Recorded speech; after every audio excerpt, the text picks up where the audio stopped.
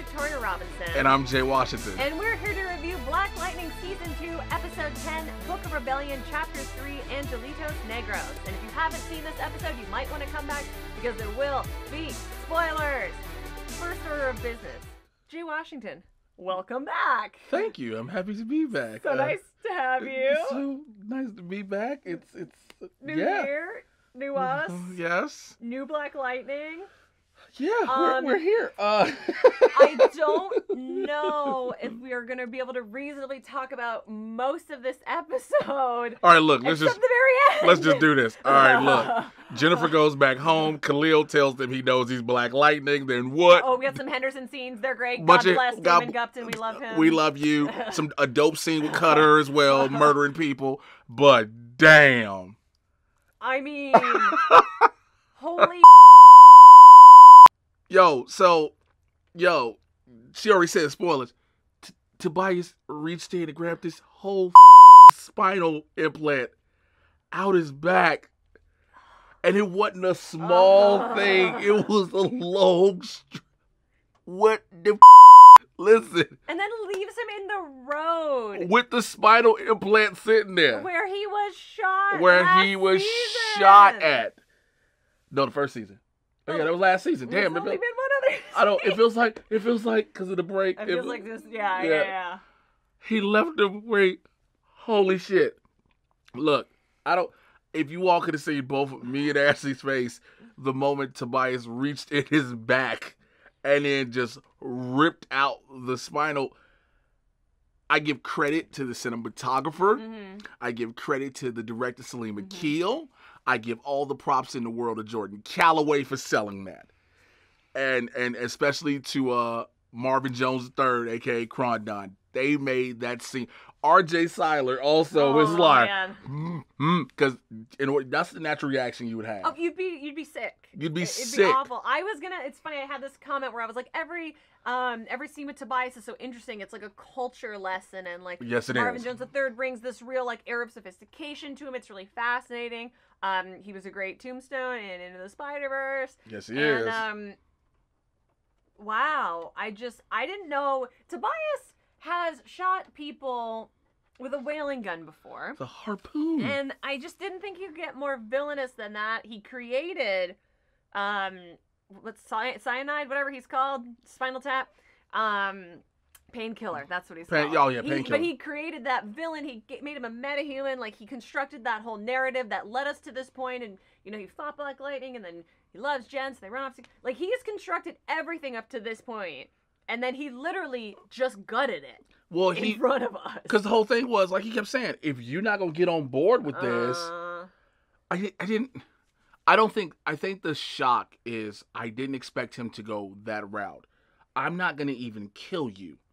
I'm going to leave you before I made you. It's worse for some people. It would be worse than death. It's worse than death. I'm going to ruin your life. You were nothing. You were going to be paralyzed and invalid. And I'm taking you back to that. I don't know where this will go, because the question becomes, can they re-put the implant back in? Uh-huh. Is there enough? But the question also is, can they, or did he cause more damage? Mm-hmm. There's a lot of complications that could spin out of this moment. What I would love to see, I would love it if we just, like, Khalil just, like, gets picked back up, we put him in a wheelchair, and, like, we have Oracle, and we do Oracle right. Because we have Overwatch on Arrow, but we know the Outsiders are coming. Right. There's been tons of hints at it. The name's obviously floating around in the DC universe. Like, I think that would be a really interesting position to put this strong young man in. And we've spent a lot of this episode reminding ourselves, reminding the audience how smart Khalil is. I mean, he figures out, like, Jeff's identity, like you said. Well, but the thing is, in retrospect, it's not that hard. Oh, and never is. And I say that because we have Henderson who figured it out. Tobias has basically figured it out. So it's not that hard. So I'm not taking away from the character's intellect for that.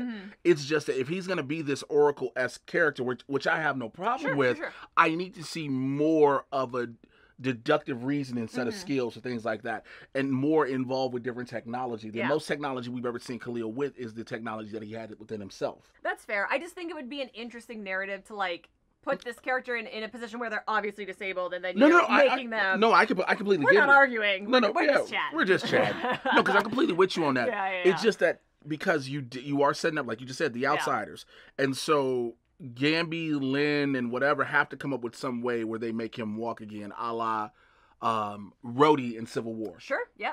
You know, but on the Black Lightning bus that is now the team's mobile headquarters. Man, like everything is in the van. Yeah. That's what they did what Star Labs can never get right. Because think about that. Just think about that. I don't want to think about Star Labs. Okay, I don't blame you. But it's just because that now is what we're focused on. Yeah. We know what the briefcase is. And it goes back to a conversation I'd had with Salim Akil in various interviews. Mm-hmm. Everybody kept asking what was in the briefcase. What was in the briefcase? Salim would always say war. And you're like, what? He would say war. Mm-hmm. Now you get it. Yeah.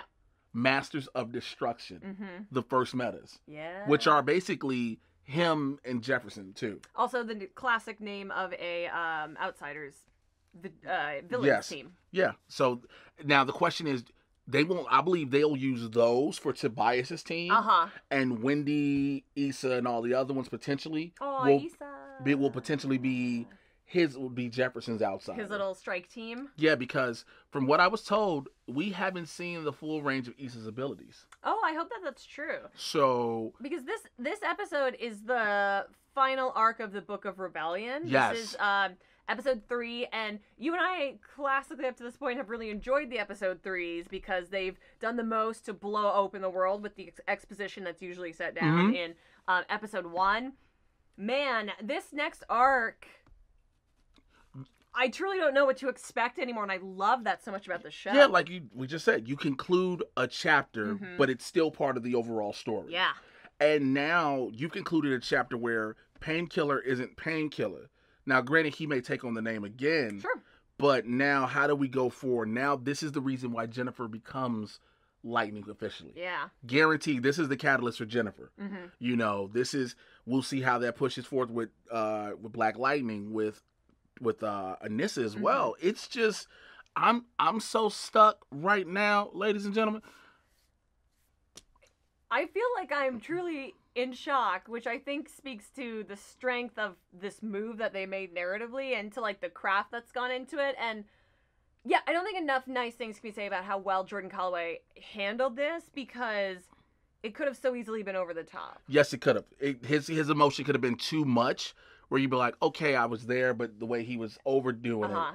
But he did the right amount. You know the level of shock I'll compare what we just saw to? Sure. There's only been one other scene, really, in any CW show that has made me have that level of shock, and that is Arrow Season 2, when Slade kills Moira Queen. I knew you were going to say that! Is... You watched the top 10 Arrow episodes, Jay, and I talked about that extensively. Yes, we did.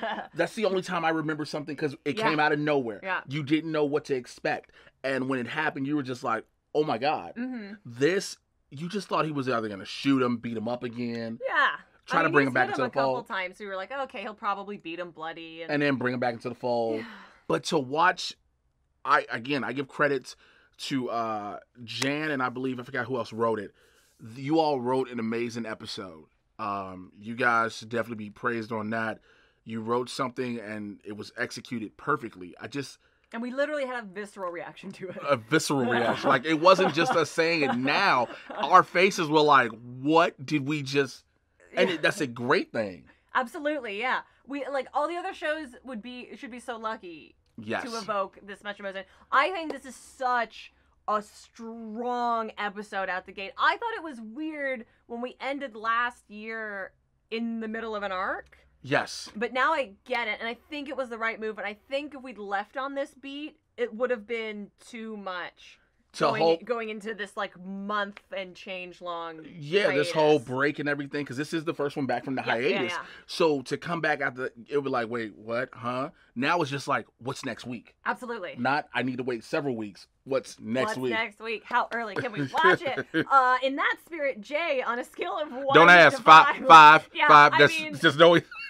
I mean, we've said this a couple times, like, maybe the best episode of Black Lightning. Certainly a contender. Certainly the most shocking up to this point. Yes. Absolutely. But a very powerful episode that's obviously going to have wild repercussions that I think you and I probably can't even imagine at this point. It's 10. That's episode 10. There's 6 to go. Lamont, how could you do this to us?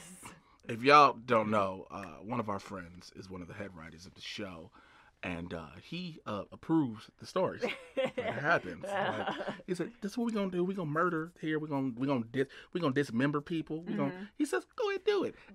To his credit, though, and to the credit of the show, they did not. We pointedly saw that he's not dead. Yeah, which was, I think, that's what made it worse. Yeah. Yes. Absolutely. Because he didn't, like you said, we talk about how he left the body in the street by the church, but he didn't leave a dead body. He left an alive body in handcuffs to try to crawl. And we got literally the Chekhov's gun callback to the preacher with his handgun from a couple episodes ago. So I'm sure that we're not done with that yet. All right. Just truly a wonderful, horrifying episode. Jay, if people want to see you crying online, where can they find you and support your work? Twitter and Instagram, Mr. J Washington, MRJAY. You should know how to spell Washington. JAY Washington 80 on YouTube. And I don't think I can't. Yeah. Yeah. And if you want to support us directly, go to patreon.com/Jawiin, Jawiin. Come join us in the Hall of Justice and be a super friend. Jay and I will be back next week, and maybe we'll know what to say. Bye.